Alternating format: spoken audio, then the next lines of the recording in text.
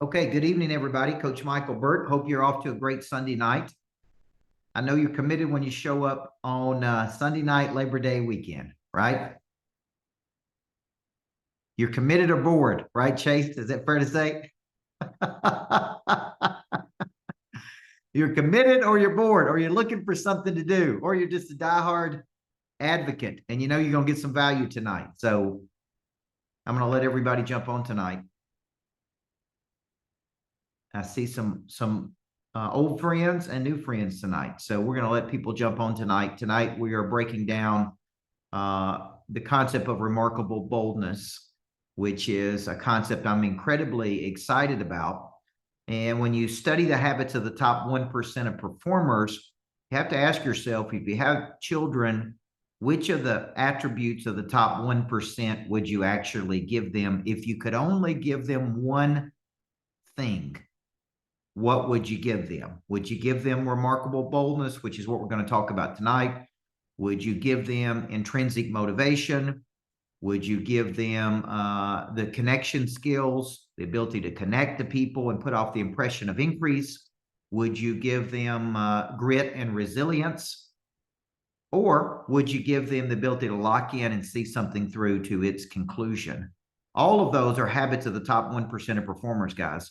And you know, the older I get, the more I see the need for remarkable boldness, just to be honest with you, which is why I'm so fascinated by it.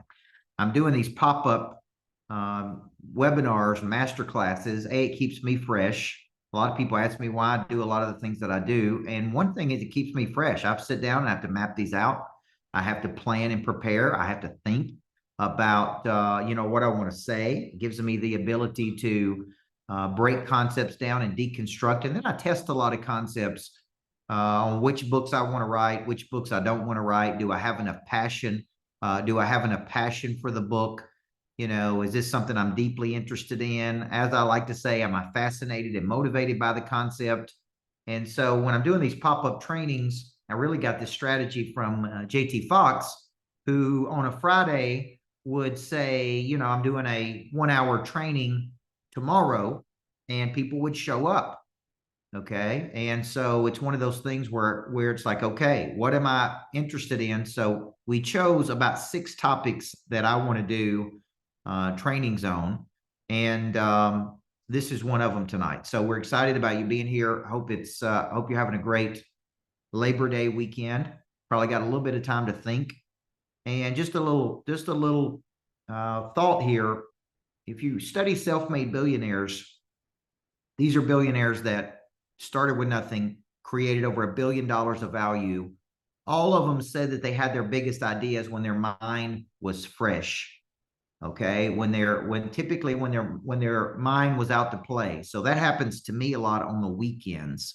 And on the weekends, I have a chance to visioneer. I sat down and mapped out my 2025 schedule today, all of the events that I want to do in 2025, the coaching program, of the locker room, which is a new program that we're bringing to the marketplace. Is the absolute best of all 21 of my books is in one program called the locker room that we're rolling out. And some people are already getting enrolled in that for 2025. So I'm really excited about that. Also, the Activate Conference is coming up the 26th to the 28th. If you have not got tickets to the Activate Conference, I really want to encourage you to do that. And let me tell you why. I do a lot of events, but one of the first notes I made tonight was that the first way to become remarkably bold is to actually be in a room with people who are remarkably bold. Okay. And when you are in the presence of people who are remarkably bold, there's no way that can't rub off on you some.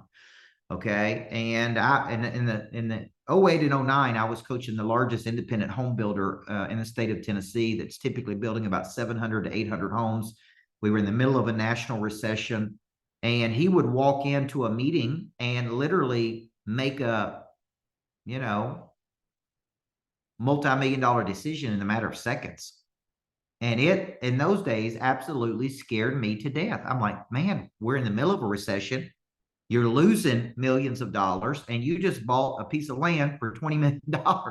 You know, and I just man, it just scared me to death. But that dude, listen to this, guys. That dude is now worth $350 million.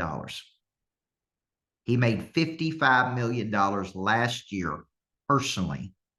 And he probably only worked, I don't know, less than 100 days last year. And he was remarkably bold. So I'm going to make the case that one of the things you need to do is to get in a room with remarkably bold people. And you'll be shocked at how this will rub off on you. And a lot of learning is through observation. Okay. It's just like, okay, how did he do that? How did she do that? Oh, this is it. This is how they make decisions. This is how I learn a lot, just by observing, just being in a room, observing, watching, what kind of moves do they make? What kind of bets do they make? And so I want to encourage, if you have not got tickets to the Activate conference, it's September 26th through the 28th. We've only got a few tickets left. Kelly is on here, Kelly at CoachBurt.com.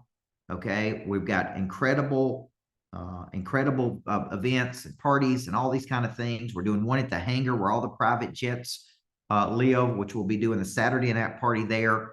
And it will expand your mind. Okay. And that is a big part of the equation, is getting in a room with people who are doing it. We learn through observation. We learn through action.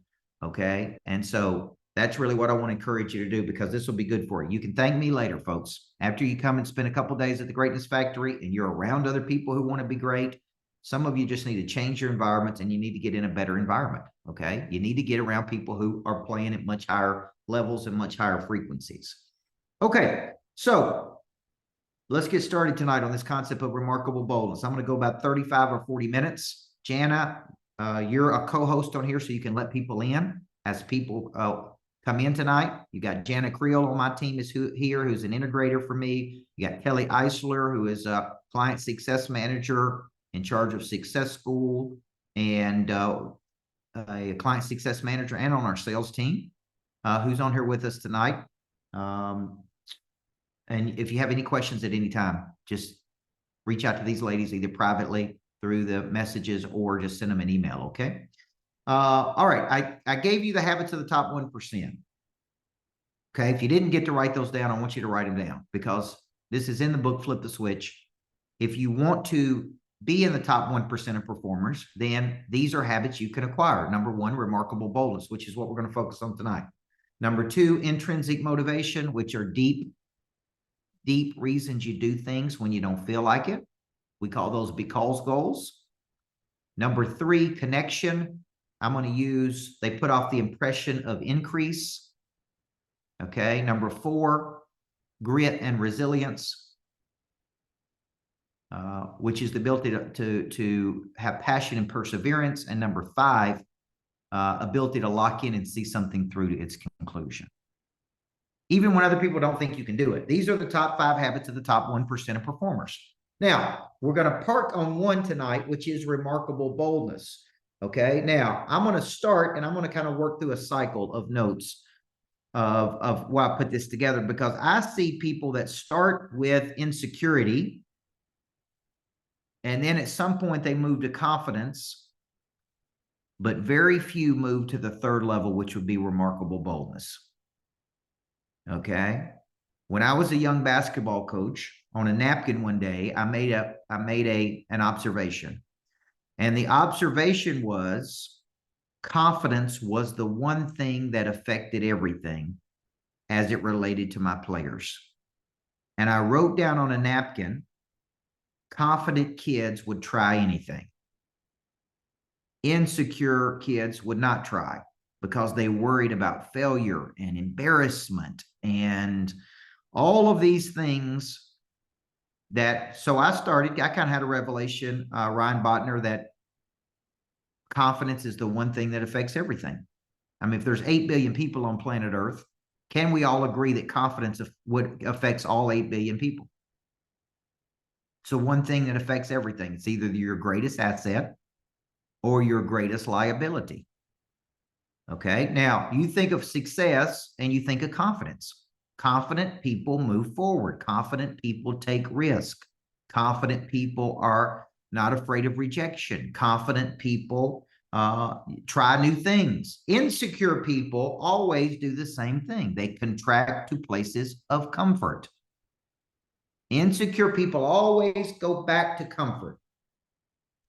So I had this revelation. I wrote it down on a napkin. Confidence is the one thing that affects everything.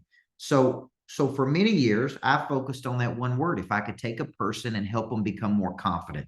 And I began to study confidence as a young basketball coach. Like, what is it? I mean, everybody talks about it, but what is it? And I started to kind of give definitions to confidence. The psychological definition of confidence is the memory of success. See, your brain is a tremendous asset to you, but it can also be a tremendous liability because it remembers a lot of failure. See, anytime you get ready to go make a big decision, your mind, instead of your mind moving to the future many times, what I tell people is your mind will go back to the past and it'll remember all the failures you had. It'll remember the time you screwed something up. It will remember the time you made a bad investment. It will remember a time that you hired somebody that didn't turn out to be that good. It'll remember, like your brain will go back to the past and it'll actually remember failure a lot more than it will success. The brain has a tendency to focus 3 times more on the negative than it does the positive. So I started giving definitions to confidence. Confidence is a memory of success. I was interviewing Dan Martell, who wrote a book called Buy Back Your Time. And I was telling that when I was building the Greatness Factory, it was scary. You know, it was big bills every single week. Something didn't work. It cost a lot more money than I thought it was going to. It's like, how are we going to figure this out, man, to make some money here, for God's sakes? And Dan Martell said, go back in your life and tell me a time that your back was against the wall that you didn't find a way to win. And I go, man, that's true. Every time my back's been against the wall, I found a way to win.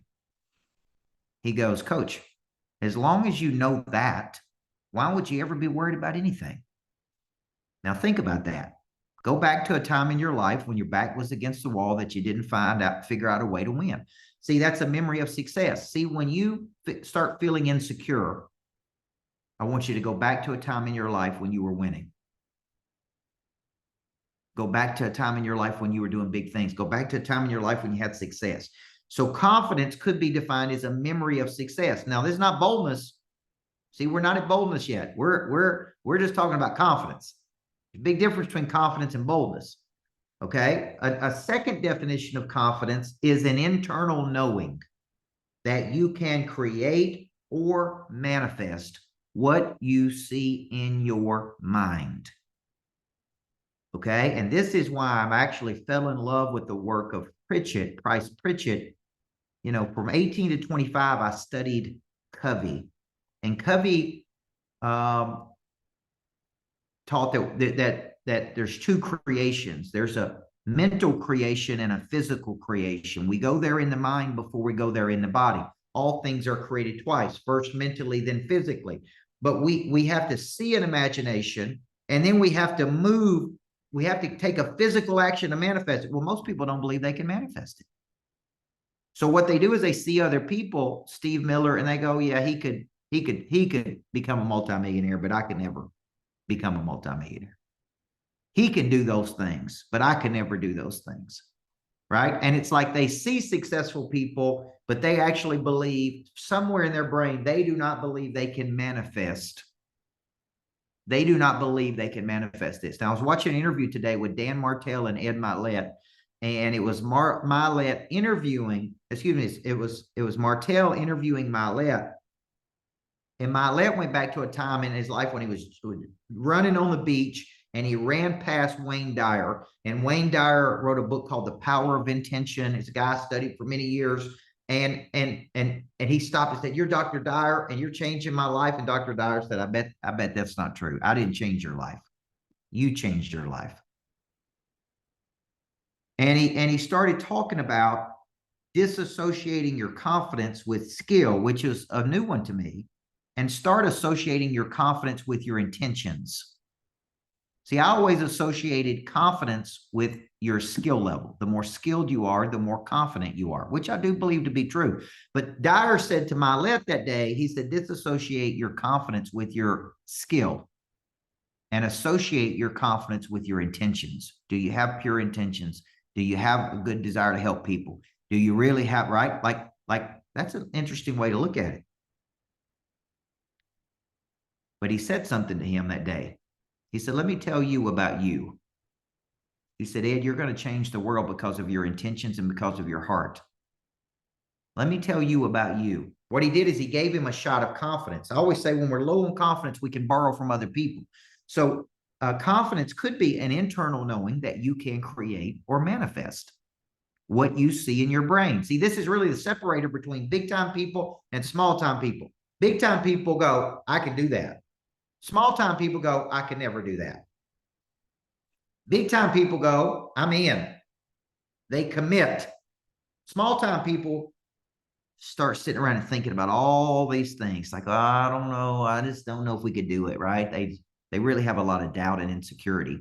And that is the difference between big time people and small time people. Is one person looks at it and says, we could do it. One person looks at it. When I started studying Pritchett, he got my mind into thinking about, quantum leaps and bold moves, and like it's possible. But you got to start thinking, I want a seat at a bigger table. This is available to me. If other people can do it, I can do it. They're not any smarter than I am. They're just bolder than I am. They're not smarter than I am. They're bolder than I am. Okay. The third definition of confidence is an exchange, what I like to call an exchange of knowledge, skill, and desire for a problem in the world. There's something about using your skills to solve a problem that gives you a big shot at confidence, right? There's something about knowing your unique skills and what your unique skills are and what problem you are passionate about solving, and solving that problem, and the world going, man, you're good. Man, you're good. And the world begins to reward you in the form of love and appreciation and affirmation and reputation, and yes, even money. Okay? Because now that gives you a shot of confidence, right? It's like, I can do this. I can do this. Okay? So I want to go back to something. So these are 3 definitions of confidence. Okay? Because there's no way we're going to get you to boldness if we can't even get you to confidence. Okay? When I walk into a room, Steve Miller, that I'm speaking at, because I've done it so many times, I know with a confidence and a boldness that I'm going to come in there and just crush that audience. I don't even have to think about it. It's like I've done it so many freaking times. Like I know there's transformation that's going to happen. Okay. And you go, where does that come from? Long obedience in the same direction, a lot of repetition. Okay. A lot of trial and error, but knowing that, hey, some people get up and speak and they go, oh God, man, I just don't hope the audience likes me. And I'm not sure what I want to say. And I'm really nervous. What are you nervous about? You're nervous that people are going to make fun of you. You're nervous that people are not going to like you. You're nervous that people are going to reject you. See, I've changed my mind about all those things. Okay. I know I can't control the response. I can only control the stimulus. What I'm confident in is I'm going to show up and grow up and I'm going to deliver. Okay. That's what I'm confident in. So let's look at confidence versus insecurity. Confidence, memory of success. Confidence, internal knowing that you can create or manifest. Confidence, exchange of knowledge, skill, and desire for a problem that you want to solve. And the world comes back and go, man, you're good. Thank you. That was incredible. And you get feedback. Okay. Now let's compare that with insecurity. And my definition of insecurity is without confidence. See, all of your confidence is tied up in what other people think of you. You're so worried about what other people think of you that your confidence is actually predicated by other people. It's not predicated by you. Now, if you study self-actualization, Maslow's hierarchy of needs, Maslow talks about moving up this hierarchy as your basic needs are met, and food and shelter, and you have self-respect and all those things. You move up to a high level of what's called self-actualization. And one of the traits of self-actualized people is they are totally independent of the good opinion of others.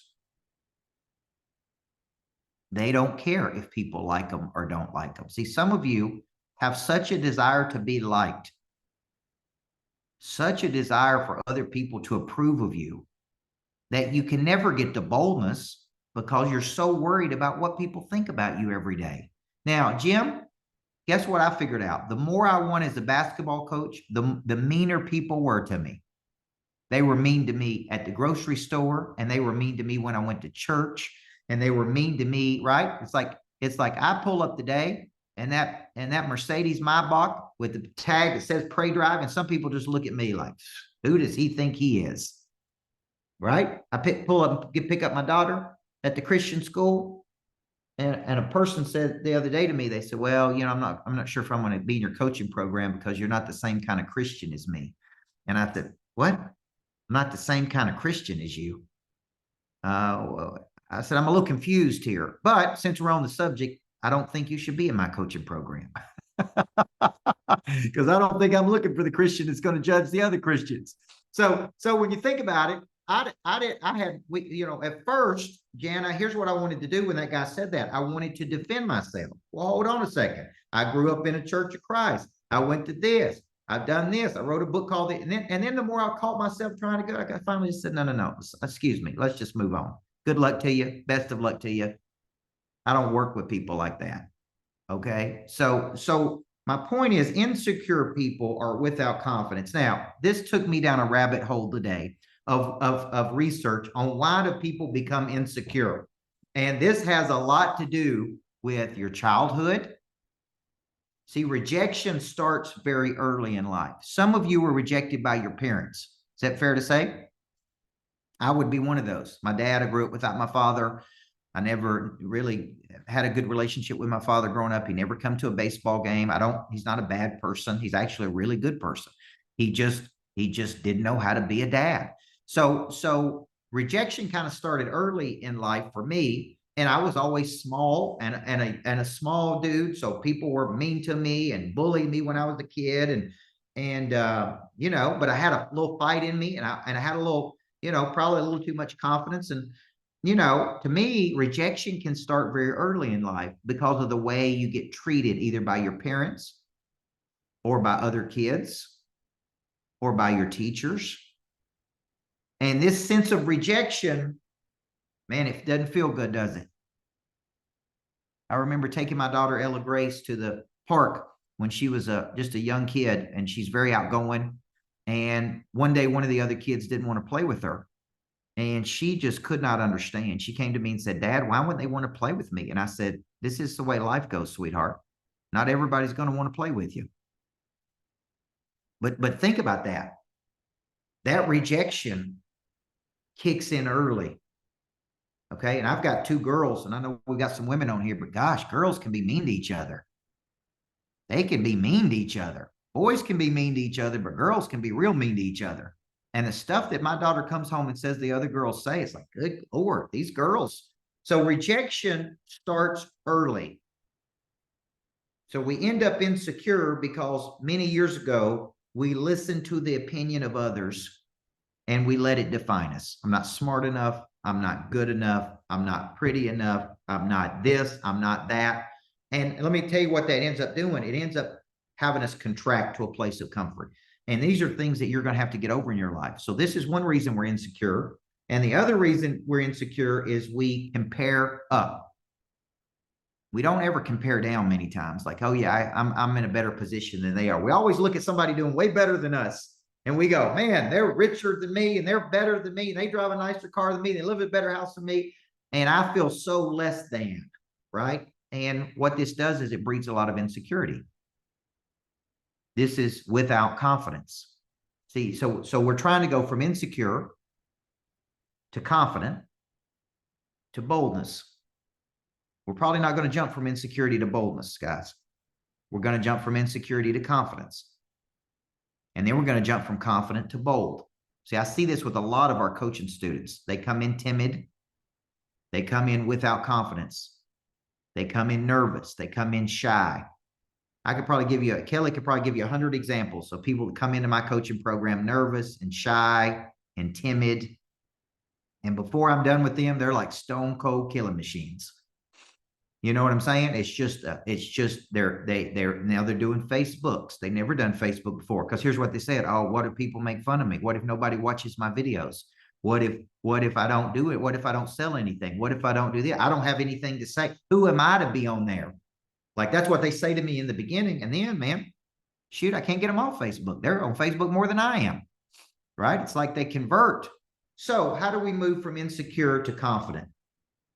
If confidence is the memory of success, how do we have success? And I wrote down consistent, ongoing, systematic repetition. The way we start moving from insecure to confidence is we have consistent, ongoing, systematic repetition. We play over and over and over and over and over. And at first, it's a little uncomfortable. It's a little uncomfortable, okay? Consistent, ongoing, systematic repetition. That's how we have success. Some of you say, well, I'm not good on the phones. See, that very thought is a sewer cycle thought. Well, I'm not good at this. Well, I'm not good at public speaking. Well, I don't know what to say. Well, people will make fun of me. See, that is going to the sewer cycle.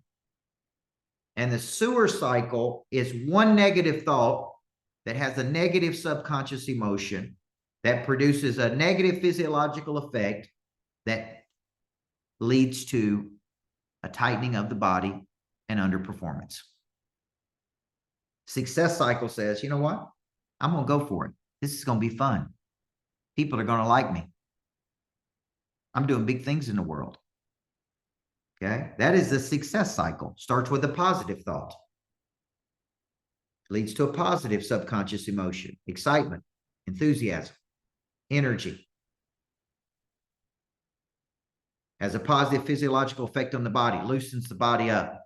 See, some of you are in the sales business and you're like, oh, it's so hard to sell anything. Oh my gosh, closing in this market and rates, and it's just so hard. And the very first thing when you say that, you're going to the sewer cycle. Does that breed confidence? Or does that build confidence, or does that erode confidence? It erodes confidence because you're telling yourself before you even start that this is going to be hard. Sewer cycle, success cycle. Okay. The other way to go from insecure to confidence is you get feedback. And the market never lies. The market gives you feedback. Is this working or not working? If it's working, the market will give you feedback. This is working. Number 3, going from insecure to confident, is we find our skill and we find our problem. Somebody who really knows what their skill is and really knows what problem they want to solve is very confident. It's very confident. Okay. And number 4, this is a Joe Dispenza line. If you're going to manage anything, manage your remembering. Remembering. If you're going to remember anything, remember the future. Remember the future. If you're going to remember anything, remember the future. Pritchett talks about managing your remembering, because you'll remember these negative times in your life. I want you to remember the good times. I do know how to win. I played at the highest level, right? I'm a stone cold killer machine. The self-talk is the most important talk you'll ever have, folks. The self-talk. Okay? If you're going to remember anything, remember the future. Go there in the mind, you go there in the body. All things are created twice, first mentally, then physically. Okay? Now, when you think about this, I talked about the sewer cycle and the success cycle. Let's now move from confidence, which is the memory of success, to boldness, or remarkable boldness, which is striking fearlessness. See, some of you tonight are going to go, I'm still in that phase of insecurity. I still worry about what other people think. I still am caught up in the good opinion of other people. I still have a strong desire to be liked. I still am afraid to be bold. You're still kind of in that insecure state. I still live in the sewer cycle versus the success cycle. You haven't even made it to confidence yet, which is a memory of success. Go there in the mind, we go there in the body. We get out of mental creation into physical action. Okay, so now let's move from confidence, which is the memory of success, to remarkable boldness, which is striking fearlessness. Striking fearlessness.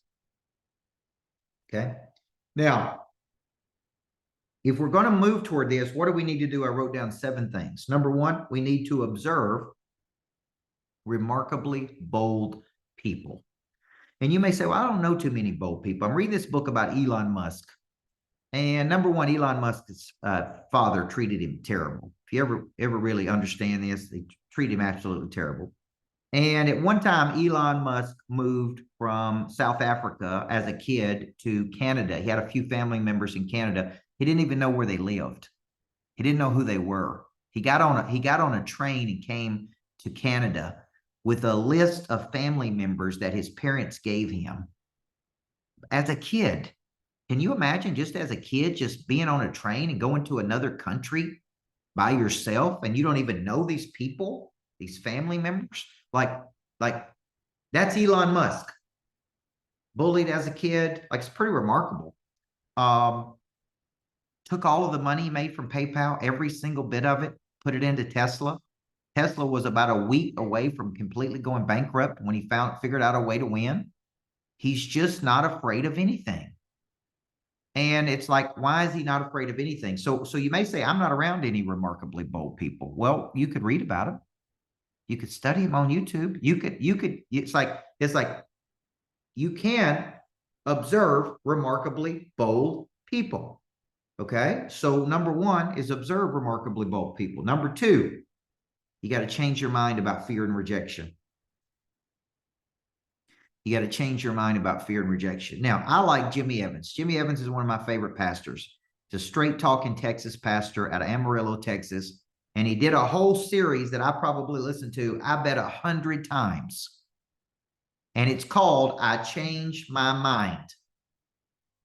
And he talks about fear, worry, insecurity.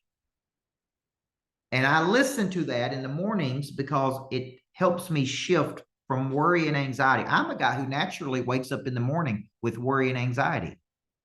Has a lot to do with my personality style. Has a lot to do with, just who I am as a person. So I can wake up in the morning and my mind immediately go to negative town. I mean, as soon as I wake up, I do not wake up like you guys probably think I'm positive. I'm generally positive, but I'm not. I am a defensive pessimist. Now, what that means is I think of all the things that could go wrong. There's what's called a strategic optimist and a defensive pessimist. And it doesn't mean I'm negative. It just means I think of all the things that can go wrong. Okay, I think of what happens if people wake up and want to quit the coaching program. What happens if we hadn't sent out emails to people? What happens if we haven't communicated with our best customers? What happens if people don't know what they're supposed to be doing? Like, my brain thinks about everything. So what that does is I can generally go to negative town very quickly. Okay, so I have to train my brain to move toward positive land. Okay, which would be, how do I train my brain to do that? What I listen to. Right, and that's why I love listening to Jimmy Evans in the morning about I changed my mind about worry and anxiety. God didn't make us to live in an anxious state. You realize that, right? To worry and have anxiety and have stress all the time and wake up in fear every day, because that causes such a tax, emotional tax on the body. Well, some point along the way, and I'm not really sure when this happened, but I actually changed my mind about rejection. I'm actually not afraid of rejection. I'm not afraid of embarrassment. And if I could ever get my students to get this, and like if I could transfer this to them, then that's really the first step to being bold. because I'm not worried about what you think about me. Okay. I've already made up my mind. Some will like it, some won't like it. So what? Okay. Some will like it, some won't like it. So what? Who cares? Right? I've already made up my mind. I've changed my mind about rejection. Now, if you could ever get your brain around this, it frees you up like you can't imagine, because you're not afraid of what other people think. Okay. You look at a guy like Dabo Swinney at Clemson. 2 or 3 years ago, he wins a national championship, or X number of years ago. Now everybody's on him about what a terrible coach he is. Guy's still got a national championship. Okay. And most people will never do that. So here's the deal. Quantum leap thinking says that we don't get caught up in the mechanics. We get caught up in the end. We're moving towards some goal, and some of you are so afraid of rejection, you can't even get started. You can't even have a conversation. You can't even get moving toward a goal because of all this fear and worry and anxiety. So number 3 says we never lose, we learn. Remarkably bold people never lose. They learn. They make a move, they recalibrate. They make a move, they recalibrate. They make a move, they recalibrate. They don't ever see anything as losing. Everything's a gain to them. Everything. Okay? Number 4, boldness creates action. We make a move and we move toward a B goal. Number 5, we ask the question, what's the worst thing that could happen here? What is the worst thing that could happen? Bold people go, hey man, we're going to win some, we're going to lose some. Okay? We're going to win some, we're going to learn some. Number 6, big part of this equation. Bold people move from mental creation into physical action. Okay. And an action could be, I follow up with somebody. An action could be, I ask another person for something. An action could be anything that would keep you moving toward your goals. I don't live in mental creation. What I'm saying about mental creation, if you guys are trying to understand what I'm saying, is I go there in the mind, I see it. See, on the weekends, I draw up. It's a big notepad. You see how I kind of draw up? It says NBO, next big opportunities. I draw it all up. None of this happens until I take an action. So it's like, okay, what do I need to do right here? I need to do this. I need to do this. I need to do this. Okay. The next big opportunity. All right. Number 7. The way to get real boldness is we have small victories that add up over a period of time to bigger victories. It's the compounding pounding effect of I won, now let's go win again. We won, now let's go get again. Now, it's important because a lot of people win and they relax. They win and they relax. I had a good sales day and then I relax. I had a good sales week and then I relax. That's not what big time people do. They win and they go, let's go get another win. Let's go get another win. Hey, I'm on a roll right now. Let's build some serious momentum. Average people get a win and then they're like, oh, I'm going to take some time off and relax and enjoy this win, celebrate. It's not how big time people think. That's not how people that are remarkably bold think. They go, okay, let's double down on this. Let's go for this. Okay. So a big mistake people make is there's probably every person on this call tonight can see a bigger future, but you just don't have the boldness to pursue that future. I meet a lot of people and they go, yeah, I know exactly what I want to do, coach. I've always wanted to do this. I've always had a desire to do this. I've always had a dream to do this. I'm like, well, what's keeping you from doing that? And they go, I don't know, I just, what if it don't work? What if it don't work? Or what if I fail? Or what if I, and I'm like, well, it's never going to work if that's the way you're thinking, right? You're already in the sewer cycle before you even get started. But here's the real problem. You don't believe you can do this, and you don't have the boldness to pursue it. Okay? You don't deep down believe you deserve it. There's some internal things that where you don't believe you deserve to have whatever it is you're trying to go get. Okay. And some people call that imposter syndrome. Some people say, well, there's an internal thing that's keeping you. There's a consideration that's keeping you from going out there and doing it. Okay. And it could be that you just don't have the remarkable boldness to go do it. Okay. Now, there's a book called The Power of Regret by Dan Pink. And they did thousands of studies about people and what they regretted. And one of the regrets was called a boldness regret. Okay. There were foundational regrets, moral regrets, connection regrets. But one of the big regrets was what's called boldness regrets. And these were regrets of people who wanted to do big things in their life, but they never did it. They just never pursued big goals because they just didn't believe that they could do it.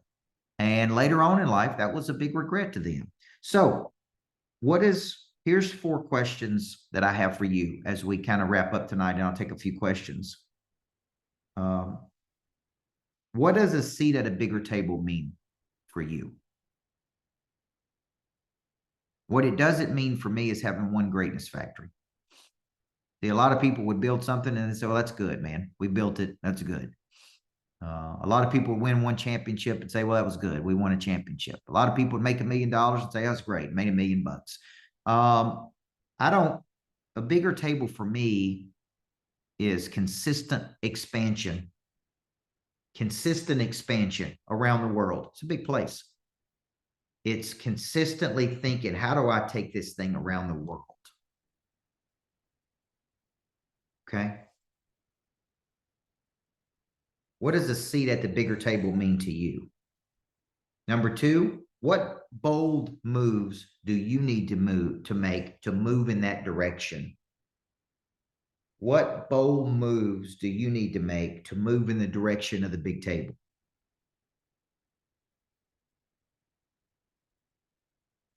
Number 3, who are your who's that you need to know who can help you? Those are people who can help you move toward a bigger table.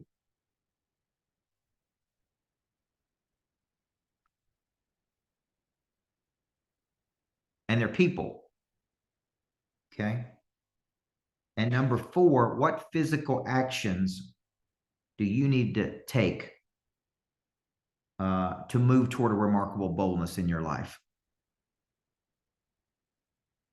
How much time do you spend on the weekend? This is just a question I've got for you. Actually mental mapping your future. If you see how I did it here, I just did it on a big notepad. It just says NBO, next big opportunity. Then I just got all these big opportunities around this sheet of paper. And it's like, okay, which of these opportunities is the biggest opportunity? And who do we need who could help us reach that opportunity? And what do you really want to do? Okay. You write it up and you talk about it. You write it up and you talk about it. How many times have you guys heard me say, I'm going to do certain things? See, when I open a second greatness factory, you know what so Steve Miller's going to say, or David Castro? I heard him talk about that. I heard him talk about it. He talked about it and he talked about it. And then one day, by God, he was doing it. I heard him talk about it and then he does it. Okay. Because I talk about things so much and then I just start doing it. So that, the first thing I do, David Castro, if I want a greatness factory in Cool Springs, Tennessee, I just ride over to Cool Springs one day, just look at real estate. I just ride over there and look at it. If I want to buy a multifamily complex, I just ride around and look at multifamily complexes. First step is to go touch it. Go look at it. Get your mind around. It's like, oh yeah, right? You want to buy a private jet? You need to get in the hangar and walk around and sit on a private jet. You need to look at it. You need to touch it. Now, some of y'all, as soon as I say that, you go, oh, I could never do that. See, there you go in that sewer cycle. As soon as we said it, you go to the sewer cycle. Your brain is already, see, you're insecure is without confidence. I don't believe I can do it. Okay? Confident people move. Bold people move toward big things. And that's really where we're trying to get to, is remarkable boldness. That's why I love the quantum thinking so much, is because quantum thinking is bold moves. You know, I got involved in this publicly traded company called HITSI, Health Integrated Technologies. And, you know, the guy who founded that, Scott Boroff out of East Tennessee, took 100 companies, private companies, public, IPO'd.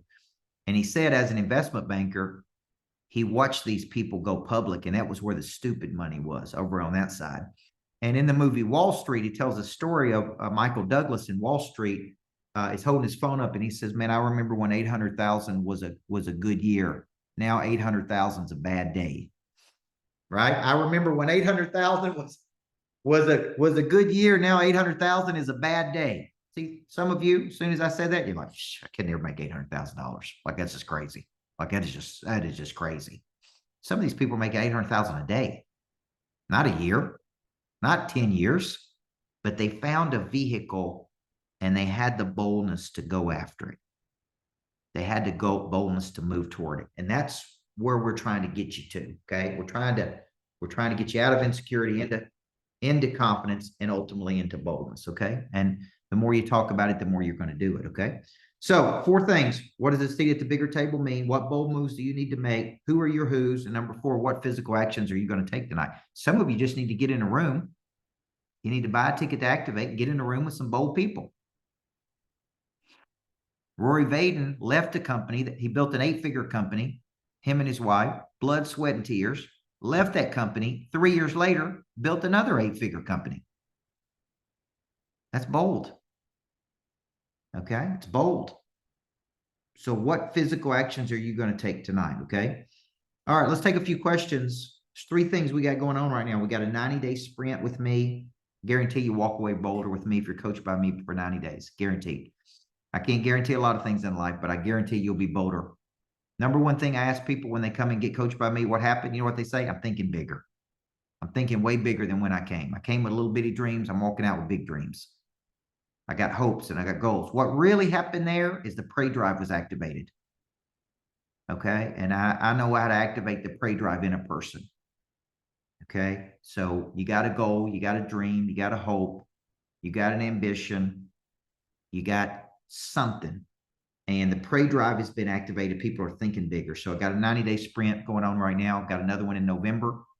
That's 90 days with me, 8 sessions over 12 weeks, plus 4 boot camps. I guarantee you walk away. Prey drive activated, thinking bigger, playing at a higher level. Guaranteed.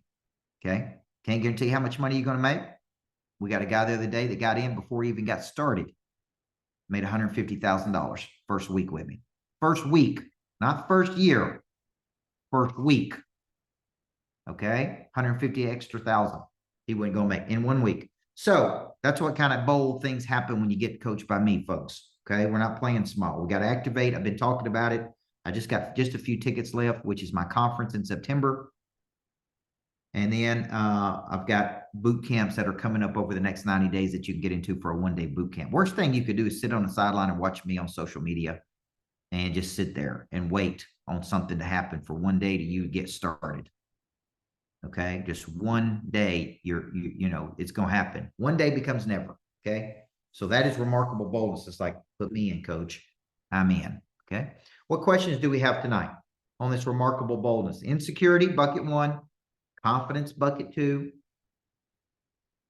Remarkable boldness, bucket 3. Okay. What questions do you have on any of these things tonight? I know Steve Miller's got a question. He always asks a question. Yeah, we're good. Real quick, you know, I was at the lodge with you, you know, this week and met a gentleman there, Travis Wallace, who was very impressive. And I was talking to him today about his program and what he does, and just asked him, you know, what happened and like how did he meet you? How did that come about? And he said that, you know, a lot like me, you know, he'd followed you online and you know watched some different things and he said he had no idea how different it would be when he showed up in the room and how much that's changed just his perception and the way that he's thinking about his business now. Yep. and it's completely changed who he is. So I know you just talked about being in the room, but when you're talking about moving from confidence to boldness, you've met some people over time. Yep. How important was it for you to meet those people and be in the room with those people? Every time I was around major people, I would walk away going, I'm not bold enough. See, I've got a buddy named Chuck McDowell. Chuck McDowell has got $100 million company, and he's spending $500,000 a week on Facebook ads. A week. And if you ever hear his story, his first wife died. He was depressed. He would get up in the morning and act like he was going to work. He was taking two kids to school and then go back home and lay in the bed all day long, depressed. And then he'd get dressed and go pick his kids up in the afternoon. And one day he was listening to the radio and people were calling in talking about how much money they made. And one guy said, I sell timeshares for a living. I made $250,000 last year. And that day he went in and he said, I'm going to go in there and talk to those timeshare people. And he went in and started selling timeshares, became the #1 timeshare person for the company. And then he felt like he was really lying to people and selling them a bad product. So he left there and he started a company that got people out of timeshares. And he turned it into $100 million company. There's not a week that goes by that he doesn't get sued by Wyndham, by one of the major time. He's in a constant war, constant fight. They served him. They sued him on Christmas Eve one year. Served him on Christmas Eve in front of his whole family. And but the dude is so bold. And every time I'm around him, he's like, you need to be bolder. See, a lot of us don't say what we really believe because we're afraid of what people will think. And I'm around a lot of bold people. And that's why I said one of the first things you can do, it sounds simple, is get around people who are bold. Like, quit hanging out with people who don't do anything. Okay. And it's like, man, you just are playing at a very small level. And it's like, what in the world is going on? Okay. So that's why I'm so big on the first step to a quantum leap in life, Steve, is actually but exposure to someone who has done something big. It's like I see it. It's like, okay. And then it's like, okay, they introduce you to something. And this is really the first step toward anything, is exposure. Right? You live in Coleman, Alabama. You getting out of Coleman, Alabama and coming to Nashville, being in downtown Nashville, being at the Greatness Factory makes you think bigger. It makes you think bigger. Okay. So, and then it's like, I want to do something bigger. I grew up in a town of 2,500 people, guys. There was not even a Walmart in my town. That's how small it was. Okay. Hardee's and Sonic was where everybody went. So it's like, I never saw anything big, never, until I started traveling the world and going to other places. I'm like, man, it's a big world out there. Like, there's so much opportunity. We can't get to all the opportunity that's out there.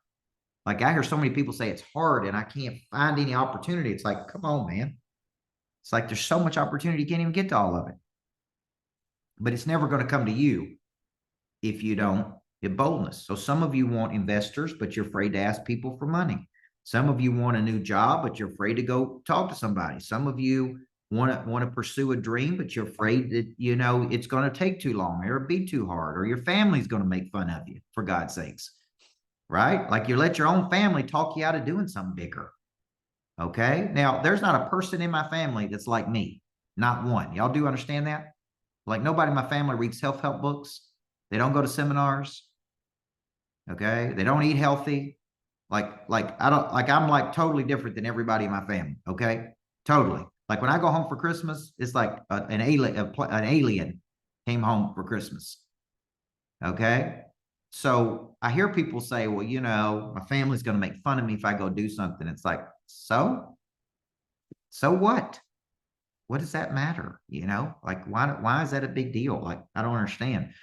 Okay. So if you can ever get past some of this fear and anxiety and rejection, you know, and I think Rod had asked me this question. Some of y'all are just in the wrong vehicles. It's like you're just doing the wrong thing. And it's like it just, you can't get to where you're trying to get to with what you're doing. Okay. And so the first step is to get around somebody that's doing it. It's like, man, I want to do that. Like, I think I really want to do that. Okay. And that's really the first thing I got to do is I got to get in a room with somebody who's doing something at a bigger level. Okay. And I got to be inspired by those people. Okay. Any other questions tonight? I wish there were courses taught on this, on boldness.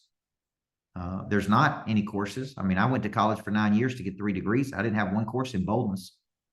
I didn't have one course in confidence.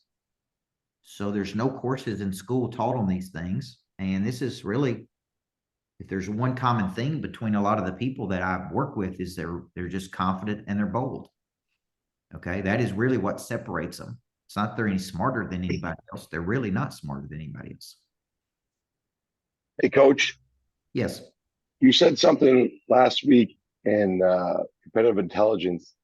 Can't remember what it was, but you said something about you don't get the confidence until you take the action, and there was something with it. You know what I'm talking about? Yeah. And I really, really love that, because you don't really truly get revelation until you take a step. Yeah, the first step, a lot of people wait on courage. The word discourage means to take courage away. And we live in a world of discouragement. It's where people actually take courage away from people. But they can only take it away if you give it to, if you allow them to.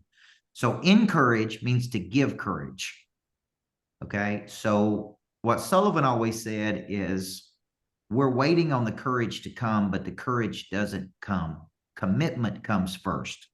If Jana tells me, I don't know how to do a podcast, or I'm scared to do a podcast, the number one thing I can say is get in that podcast room and do a podcast. And it is going to be a little unnerving in the beginning, but after you do about 5 of them, it'll be normal, right?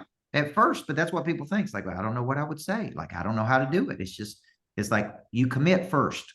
You just commit and you do it, right? And then the courage comes, and then the capability comes, and then the confidence comes. So the confidence actually comes fourth, not first, right? There's a lot of things that I do that I have no idea how to do. I didn't know how to build a $7 million building, but I built one. Okay. I didn't know how to buy a private jet, but I bought one. I didn't know how to do a lot of things. Okay. I just did it. And then people go, well, how did you do it? And I said, man, I just took action. I literally just took an action. When in doubt, take an action. Okay. And that's really what you got to start doing. Okay. What's the process in studying and learning confidence and boldness? The process is, I like the book, The Confident Mind by Nate Zinsser. There's not a lot of books on remarkable boldness, which is crazy. So you really, I think when it comes to remarkable boldness, you got to study people who have done big things. Bezos was making $400,000 a year when he started Amazon. He just quit. He just walked in one day and quit and said, I'm out. And I don't even know what I'm doing. I'm going across the country. He didn't know what city he was going to. He didn't have a name of the company. He just went for it, man. Right? He went and saw his parents on the way. His stepfather gave him, he asked his dad, his stepfather gave him every dollar he had as part of his retirement, $300,000. That $300,000 that his stepdad gave him, by the way, was worth $10 billion. Now, that's a good investment. Okay, 300,000 to 10 billion. So Bezos started Amazon and he just went for it. Okay, that's what I love about Musk. Hey, I'm going to build a freaking rocket and take people to the moon. I'm going to build an underground system. I'm going to build an electric car. I'm going to build, it's like, that is bold. So there's not a lot of courses on boldness, but you can study people who were bold. Now, the reason I like the guy that I coached that was worth 350 million, drop out of high school. I think he got kicked out of high school, never went to college, worked at Winn-Dixie. Okay. Started buying one real estate property at a time. Then he bought 2. Then he got into real estate, being just a regular old real estate agent, nothing special. Then he became the #1 agent. Then he started building houses. He studied that. And he knew land development, and he just studied it. So he was so bold. He knew how to win when he bought that land. He knew it. Okay. And that's really, where did his confidence come from? Just years of studying it, man. So I don't know how much time each one of you spend on the weekend studying. When you're interested in something, listening, watching podcasts, interviews, reading. But for me, it's hours and hours. It's not like I read a book one time. I may read the same book 30 times until I have so internalized that book. It's like, I know how to do this. Like pretty soon I'll be teaching Quantum Leap more than Price Pritchett will. He wrote the freaking book, but I'll be teaching it because I know it so well. And I'm like, this is how we got to teach it to people so they get it. Okay. So that's confidence is a memory of success. Repetition breeds success. Repetition breeds confidence. Okay. So it's like, I do it, do it, do it, do it. Okay. Any other questions? Yeah, I got a question. Oh, go ahead, David. Oh, thanks. Have you always been disciplined? You're one of the most disciplined people I know. And I'm wondering how much of that contributes to your confidence. I just curious, did you build that over time? Is that just something that, it seems like some people just like things in order. And so it's a character trait that I'm working on. I'm just love to hear from you. Well, discipline is a derivative of the word disciple, which means to give yourself to a person or cause you believe in. I always ask people, do they believe in their future? And everybody says yes. And I say, well, where does your future live? It lives in your imagination. I can't see your future. So the question becomes, will you be a disciple to your future? Okay. Now, the answer to your question is no. I haven't always been disciplined. I was 30 pounds heavier in 2018. From 20 to 30, I drank way too much, partied way too much. I wasn't always as disciplined. There were areas of my life that I was very disciplined in, but not in every area of my life. Then I go, I'm going to get serious about my life. I'm tired of being an amateur. And the way I spend my weekends, I think, is very disciplined, right? I think a lot. I spend a lot of time. I exercise a lot. It's like 2018, I got serious about my health. So I feel like there's times in life where you go, I'm sick of this. I'm going pro. Okay. I'm going pro, which means I'm going to become disciplined in this area. And if you can't discipline yourself, you need an accountability factor to discipline you. So I hired, a guy named Jorge to live with me for a year to help me get in shape. And I paid him $50,000 and he went everywhere I went. Now, let me tell you something. You pay a guy $50,000 to work you out 1 hour a day or 2 hours a day. You know what? You'll take it serious. Because when you pay attention. Right? So, that was part of getting more disciplined. But when it comes to learning, I've always been relatively disciplined. But other areas I had to get more disciplined in. Good question. All right, let's take one more. Hey, Coach Burt, Joe Detmer. Good to see you. Good to see you, sir. It's been 8 years, I think. Anyway, love what you're doing. Can you just elaborate a little bit more on moving from insecurity to confidence? Point number 6, which is, which was bold people move from mental creation to physical action. Yeah. That's one that really caught me. Yeah. Mental creation is this. See, I sat down with my daughter's notepad today and drew it up, right? This is mental creation. This is me with a structure going, what is my next big opportunity? And I go there in my mind. I go there mentally, right? I don't have one greatness factory. I have 50 greatness factories. That's mental creation. Physical action is what is the next thing? What is the next physical action I need to take that would move me toward going from one greatness factory to 2 greatness factories? Okay. And that could be, I need to call this person. Like, for example, I had some time over the weekend. This is what I love about holidays. And I sat down and actually did a pitch deck.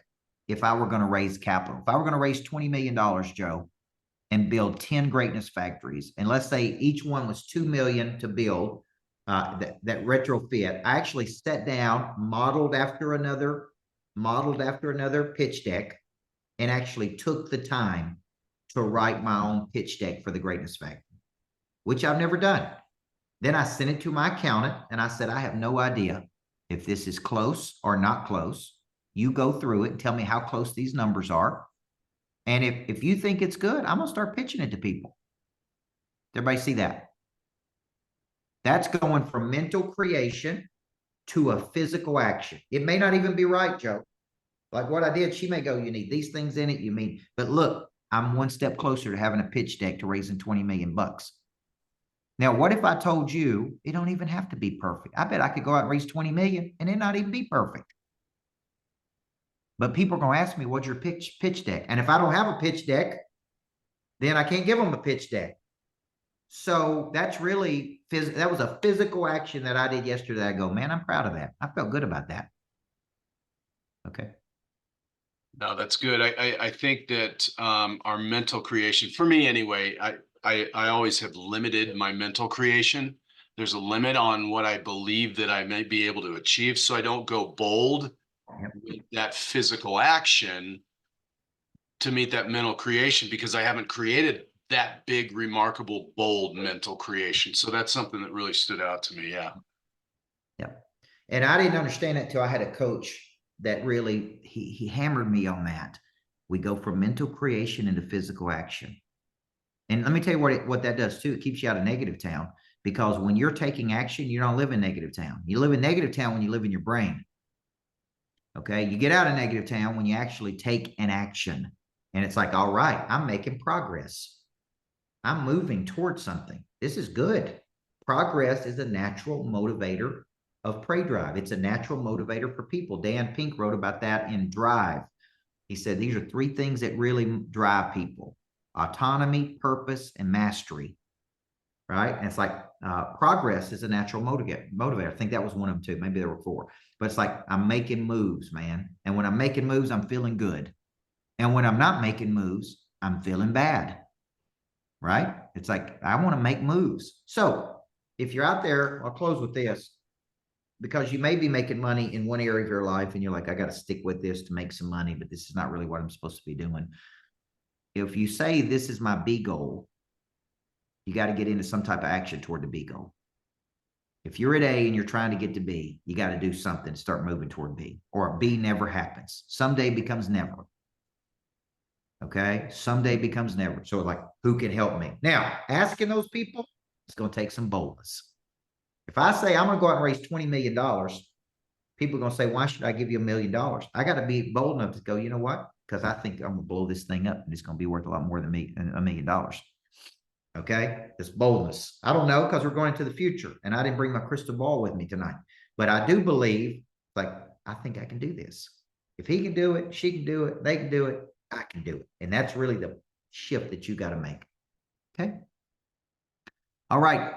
Remember, if there's something you want to do with me, reach out. Kelly@coachburt.com. Say, this is what I want to do.